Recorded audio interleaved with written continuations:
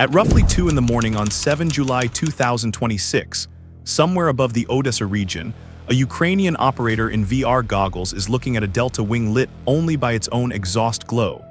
He is flying a quadcopter Interceptor. It is climbing at full power into black air, and the thing ahead of it is a Shahed-type attack drone carrying around 50 kilograms of explosive toward a city of 1 million people. He has about 4 seconds. What happens in those 4 seconds is why Ukraine's air defense math changed this year. We'll come back to the number that proves it. By sunrise on 7 July, the Ukrainian Air Force published its overnight tally. Russia had launched 123 Shahed-type attack drones and decoys at Ukraine, along with other unmanned systems and missile assets, striking from multiple launch sectors across the north, the south, the center, and the east. Of that mass, 108 were reported shot down or suppressed. 15 got through somewhere. Several sites reported impacts. That ratio is the story. Not the drama of one explosion, but the fact that a country under nightly bombardment can now absorb a raid of over 100 one-way attack drones and remove roughly 9 out of 10 of them from the sky before dawn. And this was not a special night. It was a Tuesday in a campaign that has been running, without a real pause, for well over 3 years. Russian strike packages of 80, 100, 140 Shahed-type drones have become routine. Ukrainian air defense has been reporting downing figures in the 80 to 90% range week after week, month after month, across hundreds of these raids. What changed in the last year is not that Ukraine started shooting them down. It is how Ukraine is shooting them down and what each shot costs. This video is about the newest layer in that system. It is about one crew on one night over one region. The crew's call sign is Koranji. They serve with the 160th Anti-Aircraft Missile Odessa Brigade, subordinated to Air Command South. Their weapon is not a Patriot. It is not an Iris-D. It is not a NASAMS launcher parked in a tree line with a limited magazine of interceptors that cost more than a suburban house each. Their weapon is a drone. On the night of 7 July, that crew destroyed 5 Shahed-type drones in the sky over the Odessa region. 5 in one night from one team, with cheap airframes flown by hand into the path of incoming munitions. We'll get to how they did it, and to the specific problem that makes this so much harder than it sounds. First, the geography and the reason Odessa gets hit the way it does. Odessa sits on the northwestern coast of the Black Sea. It is Ukraine's principal maritime gateway, the anchor of the grain corridor, the terminus of port infrastructure at Odessa, Chornomorsk, and Pivdeny, and it holds energy nodes, substations, and rail junctions that keep the entire South functioning. It is also close to water, which matters enormously for the defenders. Russian Shahed-type drones aimed at Odessa frequently approach over the sea. Sea approaches strip away the layered early warning depth that a defender gets when a threat has to cross 200 kilometers of friendly territory first. Over land, a drone flying at low altitude passes over mobile fire groups, over acoustic sensor arrays, over radar coverage that has been thickened for 3 years. Over water, it can come in low, quiet, and unobserved for long stretches, then pop up on the coastline with far less warning time than an inland city gets. That is the tactical problem the Odessa region has lived with since 2022. Short warning. See approach. High-value civilian and port infrastructure clustered in a narrow coastal strip. Now the weapon itself. The Shahed-type drone, produced in Russia under the Shahed designation and manufactured at industrial scale, is a delta-wing, propeller-driven, one-way attack aircraft. It carries a warhead in the range of 50 kilograms. It cruises at a few hundred kilometers per hour. It is guided by satellite navigation with inertial backup, hardened over successive versions against jamming. Newer variants fly higher, faster, and in some cases carry video links and control channels that allow in-flight retargeting. It is not a precision weapon in the Western sense. It does not need to be. It is a volume weapon. The doctrine behind it is arithmetic. Launch enough of them, mix the armed ones with decoys that carry no warhead at all, saturate the defender's radar picture, and force him to spend interceptors he cannot easily replace. The Russian planner's assumption is simple. He has more drones than you have missiles. He can build them faster than your allies can ship you replacements. Every night he does not need to win, he only needs to make you spend. For a long stretch of this war, that assumption held. And it was the single most dangerous thing about the Shahed campaign. Consider what it means in practice. A modern surface-to-air missile from a Western system can cost anywhere from several $100,000 to well over $1 million per round, depending on the system. A Shahed-type drone costs a fraction of that. Firing a $1 million missile at a drone that costs tens of thousands is a trade the defender loses even when he wins the engagement. Do it 100 times a night, 3 or 4 nights a week, and you don't run out of courage. You run out of missiles. And the factories in Europe and the United States that build those missiles cannot surge fast enough to match a plant turning out one-way airframes by the thousand. That is the trap Russia built. It was clever, cynical, and for a period it worked. Ukraine's answer was not a single silver bullet weapon. It was layering. Here is what a layered response to a mass drone raid actually looks like, and it is worth understanding properly. Because almost every headline about a night like 7 July gets it wrong. Layer 1 is detection. Acoustic sensor networks, thousands of nodes distributed across the country, listening for the distinctive engine note of a Shahed-type airframe. Radar, visual observation posts, data fused into a national air situation picture that updates continuously and pushes tracks down to shooters in near real time. On a night with 123 inbound tracks, the picture management alone is a serious problem. Layer 2 is electronic warfare. Jamming satellite navigation. Spoofing it, feeding the drone a false position so that its own guidance flies it into an empty field, into water, or into a wide circle until fuel runs out. A significant share of the drones counted as suppressed on any given night were never physically hit. They were talked out of the sky. This is why Ukrainian reporting says shot down or suppressed. The distinction is real and it matters. Layer 3 is mobile fire groups. Pickup trucks with heavy machine guns, thermal sights, and a 2 or 3 man crew positioned along known approach corridors. This is the least glamorous part of Ukrainian air defense, and for 2 years it was the most productive. A Shahed flying at low altitude within range of a well-sighted heavy machine gun is a target. Hundreds of these groups operate nationwide, drawn from territorial defense, National Guard, and specialized units. Layer 4 is guided missiles. Soviet legacy systems, Western systems, short range and medium range, held for the threats that the cheaper layers cannot handle. Cruise missiles, ballistic threats. Aircraft, Layer 5 is aviation. Fighters and helicopters engaging drones with cannon and missiles, a tactic that carries real risk to the pilot and burns airframe hours that Ukraine cannot spare. And now there is a 6th layer, and it is the one that has been climbing fastest. Interceptor drones. The idea is almost insulting in its simplicity. If the threat is a slow, propeller-driven aircraft flying a predictable straight line at a known altitude, then the cheapest thing that can catch it is another drone. Not a missile. A drone. Built from the same supply chain that produces tactical FPVs by the tens of thousands. Flown by operators drawn from the same pool that produced Ukraine's FPV strike crews, and expendable by design. The 160th Anti-Aircraft Missile Odessa Brigade is a conventional air defense formation. Missiles, radars, doctrine written decades ago for a different war. The Koranji crew sits inside that structure as something new. A drone-on-drone intercept team operating under a missile brigade's command, working the same threat picture as the missile batteries, engaging targets the batteries are told to leave alone. Before we follow them into the air, understand why this is far harder than shooting an FPV at a parked truck. A tactical FPV strike on a ground target is a problem with one difficult variable. The operator has to fly accurately. The target does not move fast if it moves at all. The engagement happens at a few hundred meters of altitude in daylight or with a thermal camera against terrain that gives visual reference. An interceptor engagement against a Shahed inverts every one of those conditions. The target moves at a few hundred kilometers per hour.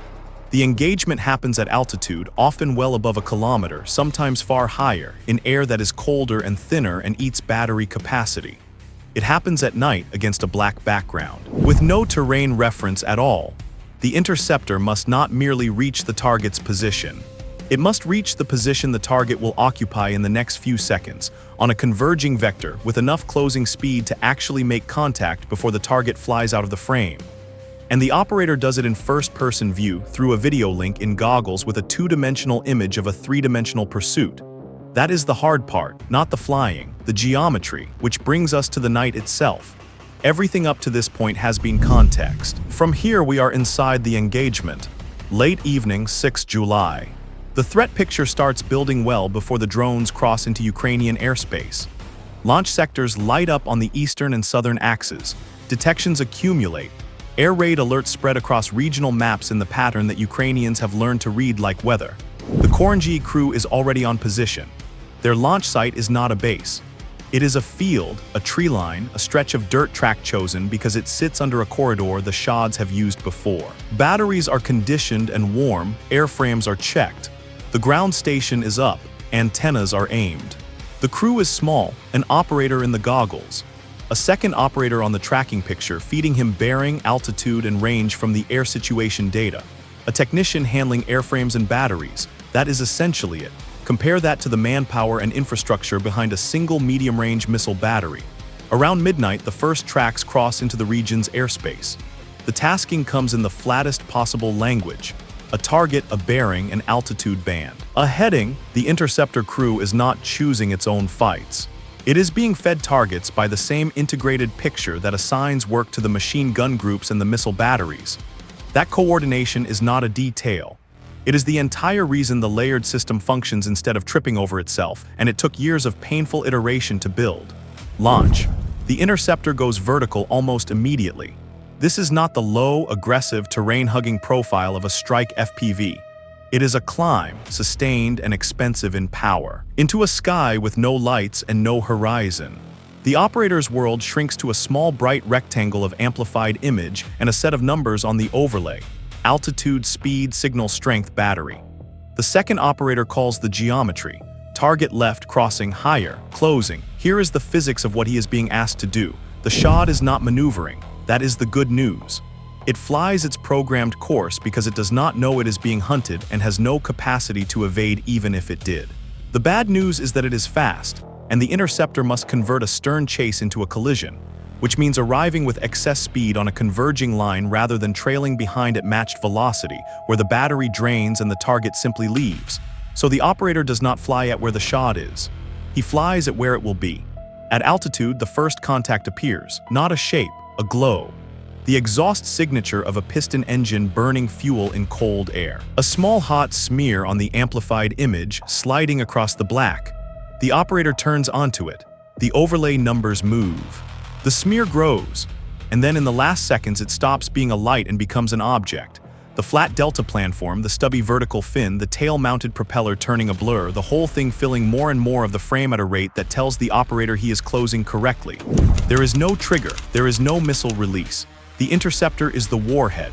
The image expands, tilts, and ends. Down at the ground station, the picture goes to static. A second later, several kilometers away and a kilometer or more up, a bright flash unfolds against the cloud base, and the sound arrives long after the light. 1. The crew does not celebrate. The technician is already handing up the next airframe because the tracking picture shows more inbound and the corridor is busy.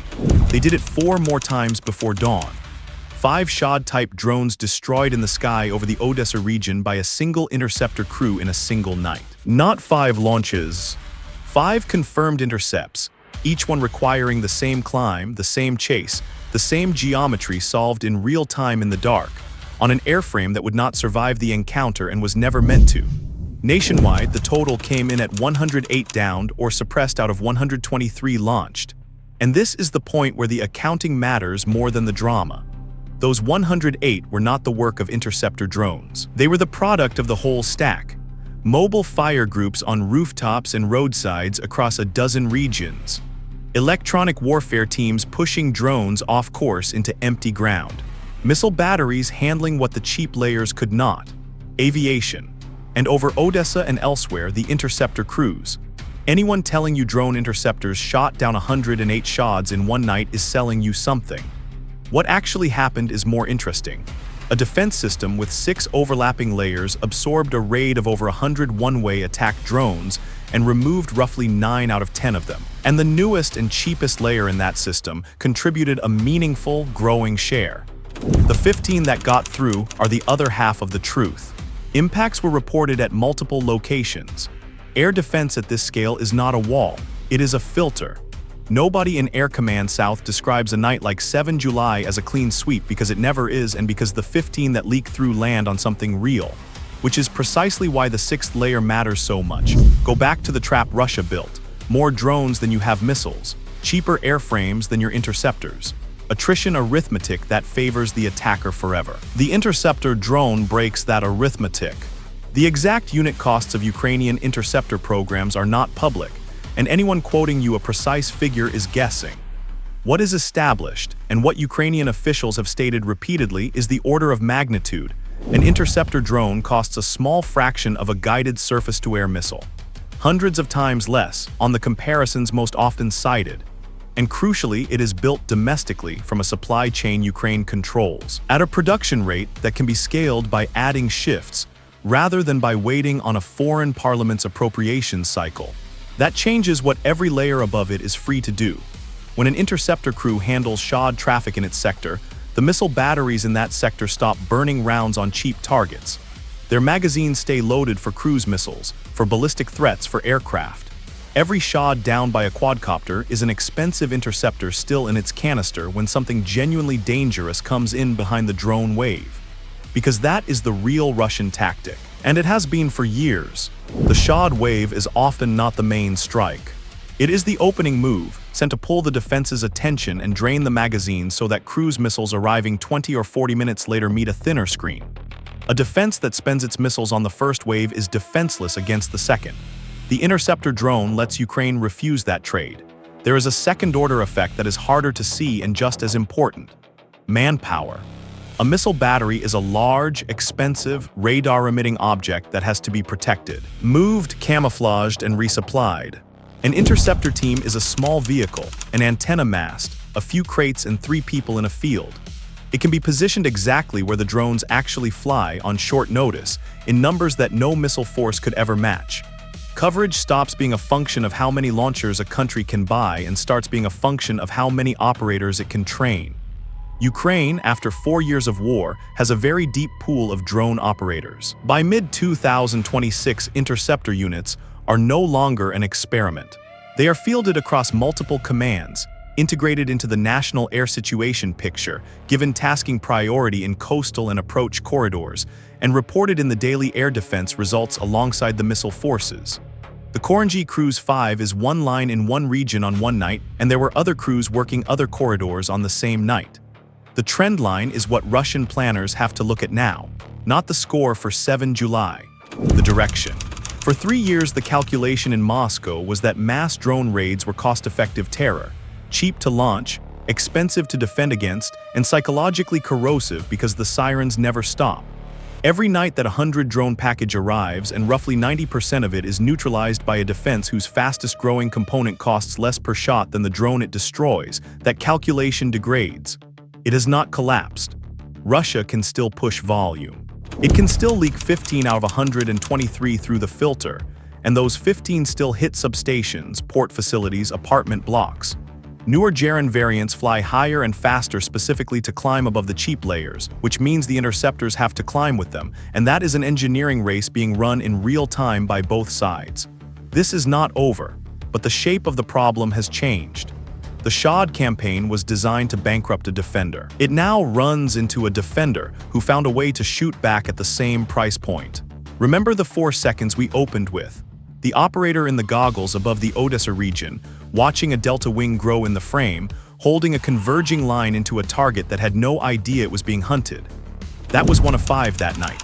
Behind that intercept sits a national picture of 123 launched and 108 stopped. Behind that sits a system of 6 layers that took 4 years and enormous cost to build. And behind that sits a simple decision made by people who were told repeatedly that the arithmetic could not be beaten. A Shahed launched at Odessa was supposed to be an unanswerable object, cheap, expendable, and guaranteed to cost the defender more than it cost the attacker. On the night of 7 July 2026 over the Black Sea coast, 108 of them found out otherwise. The sky over Odessa is not free. It is defended layer by layer by people who make it more expensive to attack every single month.